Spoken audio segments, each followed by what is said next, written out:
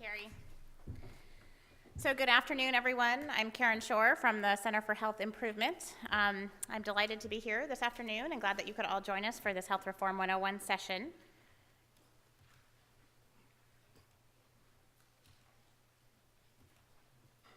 Must have slides. So my task today is to provide an overview of the overview of health reform. So that's in 10 minutes. So even though I do speak quickly, people have told me that, I'm pretty sure I can't cover all 900 and some pages of the law in my 10 minutes, and I almost guarantee you that I will not be able to do justice to some very important components and aspects of the law. But that said, I'm going to give you some highlights, and I'll be covering some major provisions of the Affordable Care Act, some potential coverage outcomes in the United States and California, and then spend just a moment on financing. Not a minute, a moment. So as Terry mentioned, the slides are on the right side of your packets, and there's also some great resources on the left side, lists of other documents that are available on the web, as well as an actual report on workforce issues. So I thought about showing a short video that some of you may have seen. It's called Health Reform Hits Main Street, and it's a fantastic animated introduction to health reform that's narrated by Cokie Roberts. But that's really Health Reform 1, so you guys are in the 101 group. And you can watch that video anytime, so we'll talk about some other stuff today. So let me start with just a moment on the history of health reform and the overall goals when reform was being discussed in Washington before it was passed in 2010.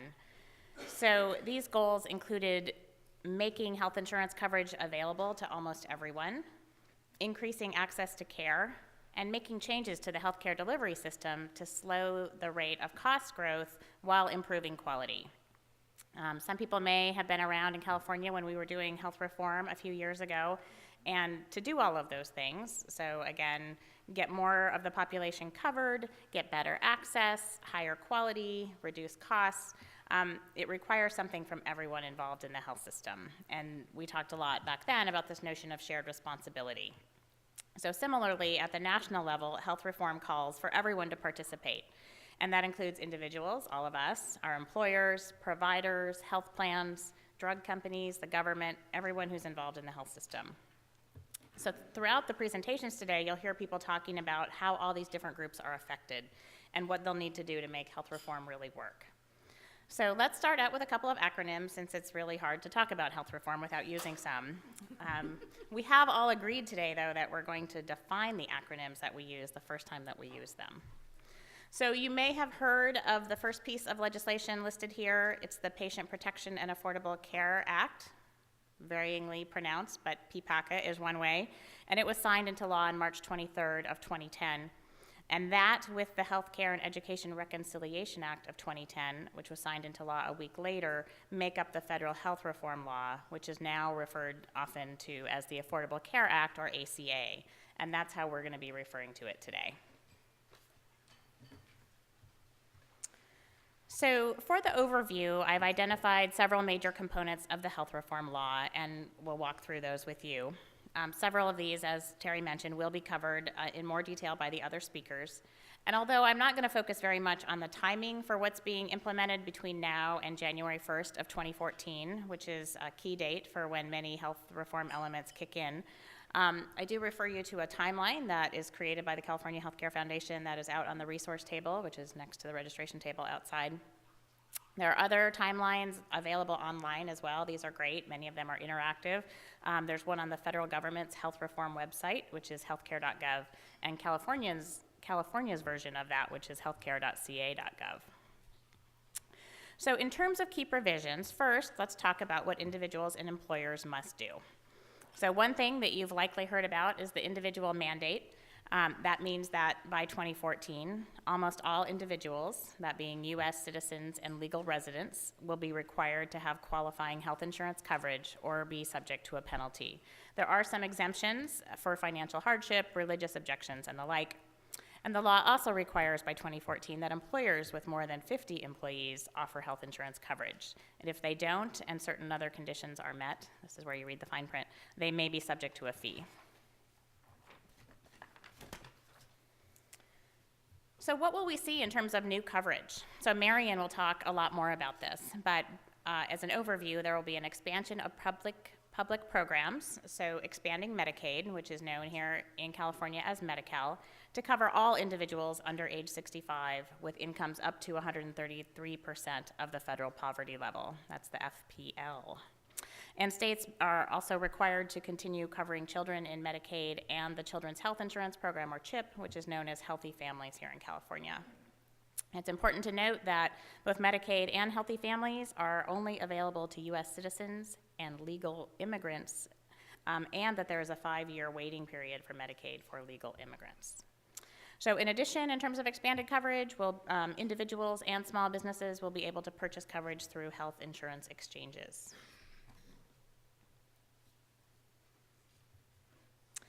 And to help individuals and employers afford coverage, there will be subsidies. So there will be some premium credits to individuals and families up to 400% of the federal poverty level to help them purchase health insurance through the exchange.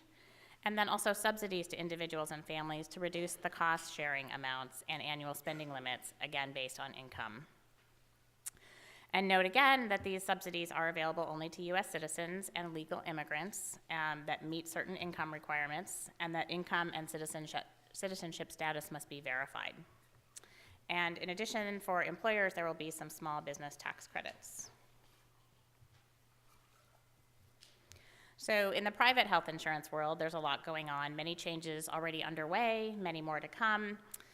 There's a temporary insurance plan that provides coverage for individuals who have pre-existing medical conditions who might otherwise find it difficult to obtain affordable coverage if they can get coverage at all. There's a new publication from the Senate Office of Research that addresses this topic, and also the Health Insurance Exchange, and that's also out on the resource table. There are also requirements that health plans spend a certain amount of their premiums on clinical services and quality efforts. This is 85% of premiums in the large group market and 80% in the individual and small group markets. And there are many changes to insurance market rules. So a very significant one, and you may have heard about this as well, is that plans must provide coverage to those who want to buy it. Not the case today. So guaranteed issue and renewal, and with no pre-existing condition exclusions allowed. There will also be no more annual or lifetime limits. Health plans can't rescind coverage except in cases of fraud, and premiums will only be allowed to vary based on a small number of factors: age, geographic location, the number of people covered in the family, and tobacco use, but not on health status, as is currently the case in the individual market. So health reform calls for many efforts to improve healthcare quality and provider performance.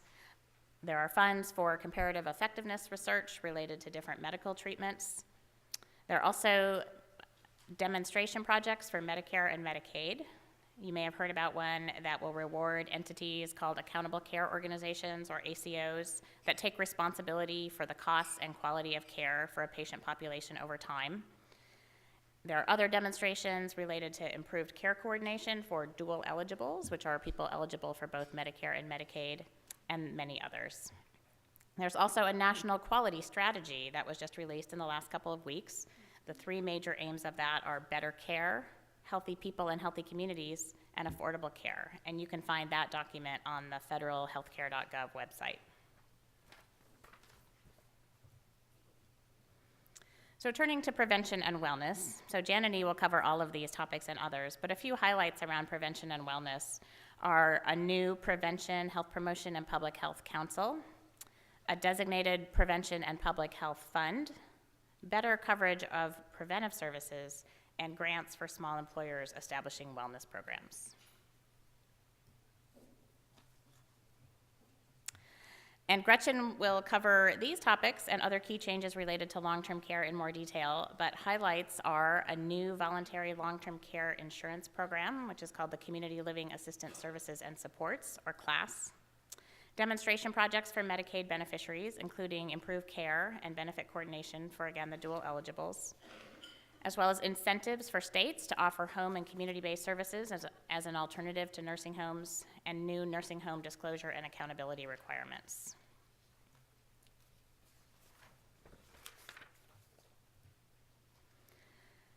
So other key health reform provisions relate to the workforce, and Janet will talk more about these and others. But there's a National Workforce Advisory Committee, increased workforce supply through scholarships and loans, and support for training programs focused on primary care models such as medical homes, integrating physical and mental health, and team management of chronic disease. And also, community health centers will receive $11 billion in increased funding to help improve access to care.